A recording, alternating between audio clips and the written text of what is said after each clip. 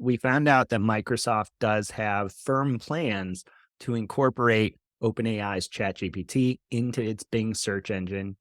Just for some context there, Google handles about 80% of the searches today, whereas Bing is only at about 9% as of 2022.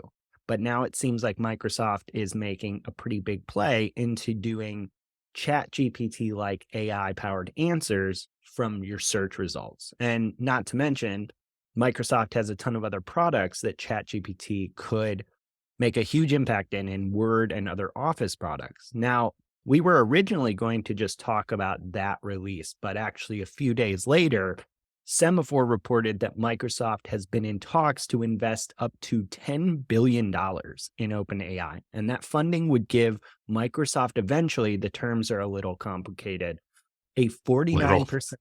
It's just They're bizarre. really strange. You read the article, it's very what, and again, they don't know for sure, but yeah, the terms are nuts. Weird. And so, from my understanding of the reporting, the funding would give them eventually a 49% stake in OpenAI, and it values OpenAI at about 29 billion total. And this is just amidst tons of other rumors and reports that OpenAI is raising tons of capital as it kind of tries to capitalize on the all the rage of ChatGPT being highly buzzworthy and popular and trying to reach this path of profitability. This feels like a huge announcement or a huge development from Microsoft. So I wanted to kind of get your initial read on this. What do you make of Microsoft's move here? Yeah, I mean, I think it was obvious this was coming, not the financial terms and all that stuff, but we talked about, like you said, on past episodes, that it was obvious they put $1 billion in for a reason. They have, we assumed, some leverage here that, they don't want this technology getting into other players' hands, the competitors. So makes total sense. You make a much bigger play. We're just guessing what that would be. I mean, even the sourced articles. I saw one that said like someone actually read the terms and here was the deal. But reality is nobody knows. Microsoft hasn't said anything as of recording of this podcast on January 2nd at 2 p.m. Eastern. OpenAI hasn't said anything. So we don't really know, but it does seem like it is full steam ahead on infusion of this technology into Microsoft products, Excel, Office, Outlook, like anywhere where language happens, you're probably going to see this technology. We've talked about before, it'll probably trigger the need for Google and some other players to make moves maybe they weren't ready to make initially. You can't sit back. Like, this is it. It's happening. Like, so I think I was saying earlier on something I was doing, recording something or other, that I think the big story of 2023, yes, there's going to be thousands of generative AI tools built. Yes, OpenAI is going to do insane stuff, and Runway and all these other companies are going to do crazy stuff.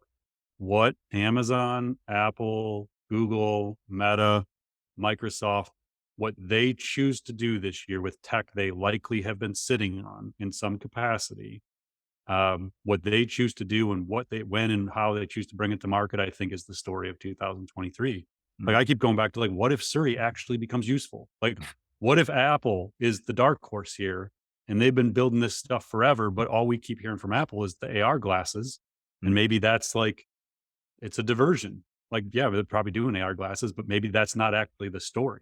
Maybe it's the infusion of language into their technology at a much more advanced level than what we're seeing. And maybe Meta does spin out the AI, or maybe they spin out the metaverse and focus on AI. And so I just think that what those big companies do, they cannot sit back and they can't go earnings report to earnings report doing nothing. They're going to get asked about this on the earnings reports. I'll be fascinated to read into the earnings reports in the next few months of what these companies are saying and what they're being asked by the analysts.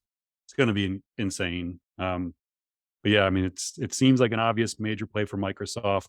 The financials, I think we're just going to have to wait and see what the terms end up really being. Right. Yeah. And I think I don't have the exact numbers here, but, Office and Teams alone are doing tens of billions of dollars as product lines. So, it does seem like an enormous number in terms of valuation, but honestly, for how much money Microsoft is printing, I don't the know. average company and average person, it sounds like a lot, but Yeah. we're talking about trillions of dollars in market value in the next 10 years. So it's nothing. Yeah. And I think to your point about people having to, like, it's here, people have to figure it out.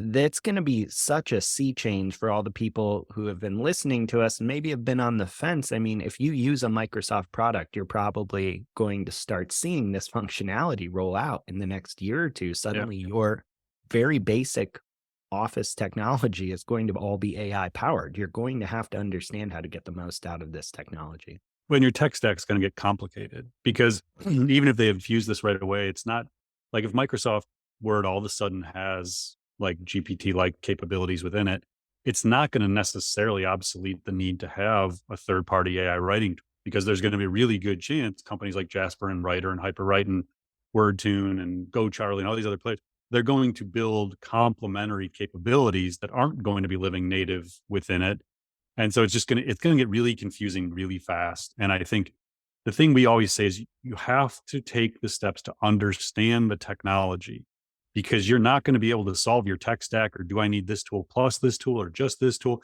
if you don't understand what's actually going on with the tech and how it works.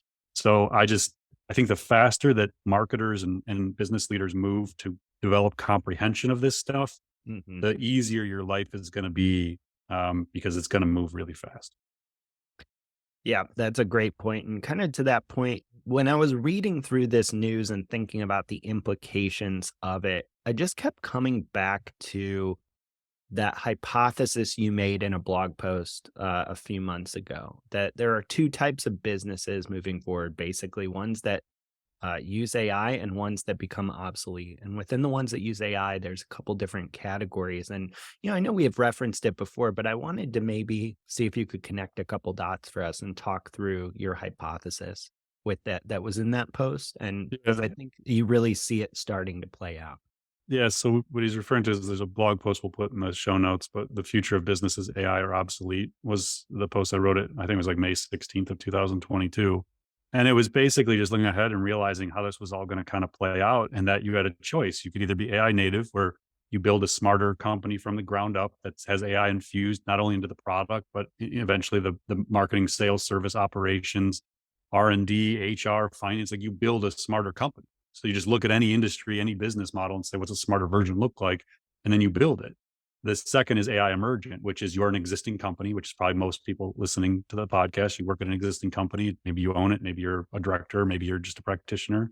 But you look at that company and say, oh my gosh, what's a smarter version of our company look like? And what if somebody else builds it before we do?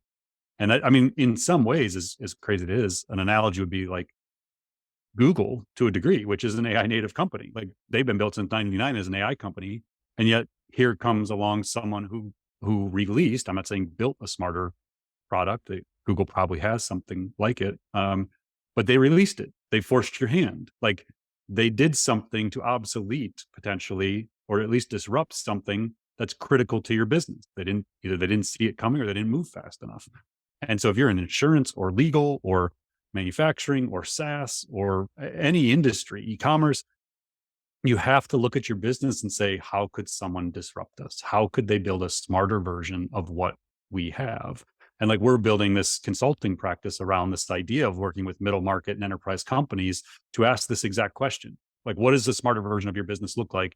And how do we get there first? And then building these like AI roadmaps, we're at 3 to 5 years. What does the smarter version of our company look like? So I think AI native, AI emergent is the only two type of companies that will matter. And I think, marketing agencies we've talked about, and we'll talk more about them in a minute, is an example of like, you're not going to be obsolete overnight. Like your clients are just going to fire you in March because you're not doing AI services. But if by like end of this year, early next year, you haven't moved and started building more efficient solutions and building more creative solutions, and they look around and think, what do I need to pay you to be a writer for? Like I can use ChatGPT to be my writer or whatever the next version is. I think yeah, the thesis of AI native or AI emergent or obsolete is starting to come to life very quickly.